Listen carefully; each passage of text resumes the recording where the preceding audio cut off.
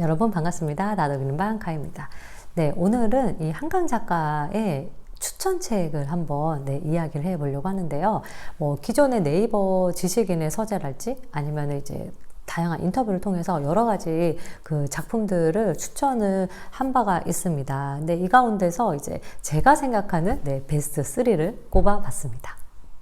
우선 첫 번째 책은 이제 작가가 10대, 20대 그런 젊은 시절에 읽었던 작품이라고 이야기를 했는데 바로 도스토옙스키의 까라마조 푸신의 형제들입니다. 사실 이 책은 굉장히 두꺼워요. 이게 지금 상하로 구분되어 있고 나눠져 있고 이렇게 다 읽으면은 정말 두껍거든요. 근데 이런 책을 10대 때 읽었다는 이야기를 듣고 역시 대 작가는 다르구나. 그런 생각을 했는데요. 뭐 이 작품이 쉬운 작품은 아니에요. 저 같은 경우에도 20대 초반에 읽었다가 너무 어려워서 읽덕을 했고 20대 후반에 대학원 가서 다시 읽었거든요.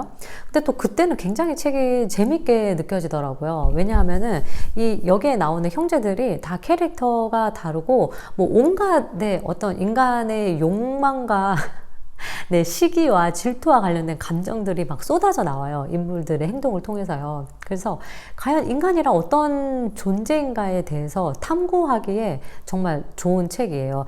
두꺼워서 처음에 시작하기는 어렵지만 또 한번 시작하면은 좀 책 읽기에 몰입을 느낄 수 있는 작품이기도 해요.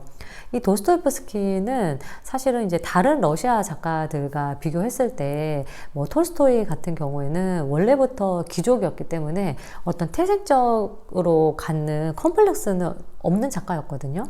이 도스토옙스키는 당시 활동하던 작가들과 달리 이제 귀족이 아니었고 경제적으로도 풍족하지 못했기 때문에 어떤 열등감이 계속해서 있었어요. 그 열등감과 이제 컴플렉스가 오히려 이 작가만의 남다른 작품을 만들게 해준 원동력이라고 할 수 있는데 거기에 플러스 이 도스토옙스키 같은 경우에는 낭비벽이 굉장히 심했고 도박도 많이 했거든요. 그래서 죽을 때까지도 돈을 갚기 위해서, 그러니까 빚을 갚기 위해서 글을 썼던 작가예요. 뭐 도스토옙스키 그 돈을 위해 펜을 들다라는 책이 나와 있을 정도로 이 작가가 이제 뭐 돈과는 또 뗄래야 뗄 수 없는 관계에 놓여 있는 사람인데, 그러다 보니까 오히려 근데 그 돈 앞에 놓인 인간의 고뇌를 잘 표현을 해서 역설적이게도 21세기 우리들에게는 또 어떤 공감과 울림을 준단 말이에요. 좀 한강 작가님의 책과는 좀 결이 다르기는 하지만 그런 인간의 심오한 본질에 대해서 심층 탐구하기 위해서 한 번쯤은 읽어보면 좋은 책이 아닐까라는 생각이 들고요.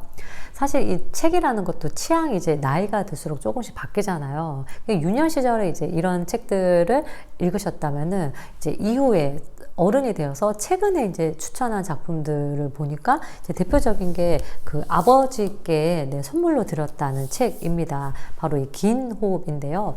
이 책은 메리 올리버의 산문집이에요. 근데 실제로 메리 올리버는 시인이죠. 뭐 대표적으로 그 9.11 테러 참사 추도식을 할 때 이제 미국의 대통령이 낭송을 해서 굉장히 화제가 됐었죠.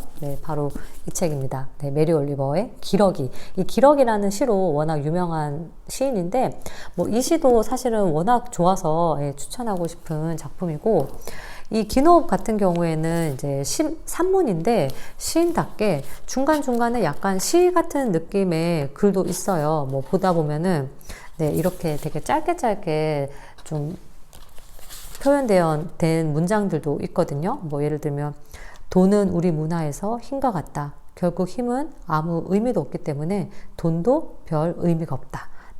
겨우 지금 두 문장인데도 정말 촌철살인 같은 문장이죠. 그래서 문장들이 너무너무 좋고요. 이제 개인적으로 이 책에서 제일 기억에 남는 문장은 53쪽인데요. 내 삶은 나의 것이다. 내가 만들었다. 그걸 가지고 내가 원하는 걸 할 수 있다. 내 삶을 사는 것. 이건 뭐 거의 주련처럼 새겨야 될 문장이 아닐까.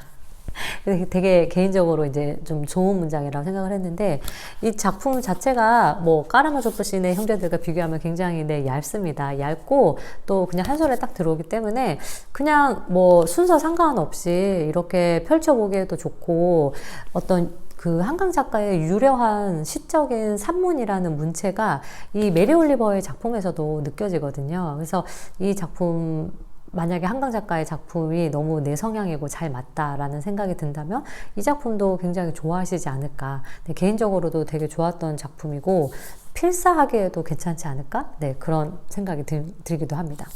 마지막 세 번째는 뭐 소설이나 시가 아니고요. 캐트 콜비츠 평전인데요.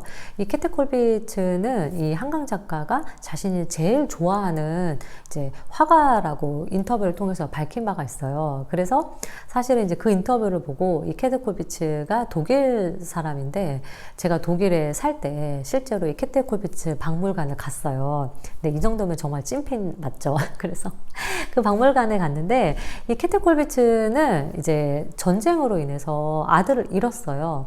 그 이후로는 완전히 이제 세상의 전쟁과 싸우는 전사가 되어서 반전운동, 평화운동 이런 것들에 헌신했었던 그런 독일을 대표하는 네, 민중 판화가예요. 그래서 이 사람이 이제 판화를 비롯해서 뭐 자화상 그리고 이제 여러 조각상들을 많이 남겼고 이제 전시장이 그렇게 크진 않지만 이 작가의 이제 어떤 생애와 작품을 둘러볼 수 있도록 마련이 되어 있는데 거기에서 제가 인상적이었던 건 이 작가의 작품 중에 손과 관련된 것들이 굉장히 많았다는 거예요. 뭐 예를 들면은 이제 아들의 죽음을 슬퍼하는 어머니의 모습을 표현할 때 어머니가 이제 손으로 이렇게 얼굴을 가리고 슬퍼한다랄지 아니면 이제 여러 어머니들이 연대를 할 때 다 같이 손을 이렇게 잡고 있는다랄지 혹은 이제 세상을 향해서 시위를 할 때 이렇게 손가락을 위로 올린다랄지 이 손을 표현한 장면들이 굉장히 많은데 실제로 이 한강 작가의 작품을 봐도 손을 주제로 한 것들이 굉장히 많아요. 뭐 노랑무늬 영화 같은 경우에는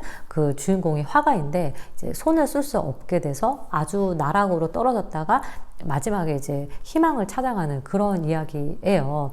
그리고 뭐, 네, 제목부터가 손인 작품도 있죠.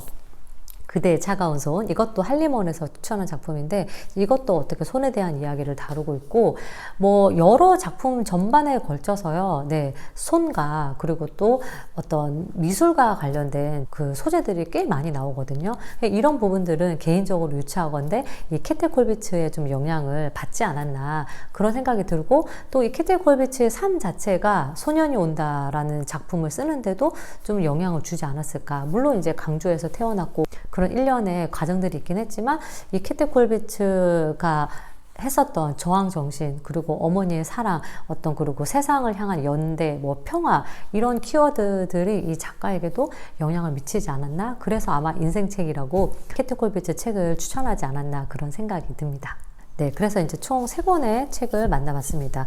이 메리 올리버의 긴 호흡, 그리고 캐트 콜비츠 평전, 마지막으로 이 도스토옙스키의 작품이죠. 까르마조브시의 형제들이었고요. 뭐 관심 있으시다면 한 번쯤 같이 읽어보셔도 좋을 것 같고요. 저는 또 다음 시간에 다독이는 책으로 여러분 찾아뵙도록 할게요. 추스!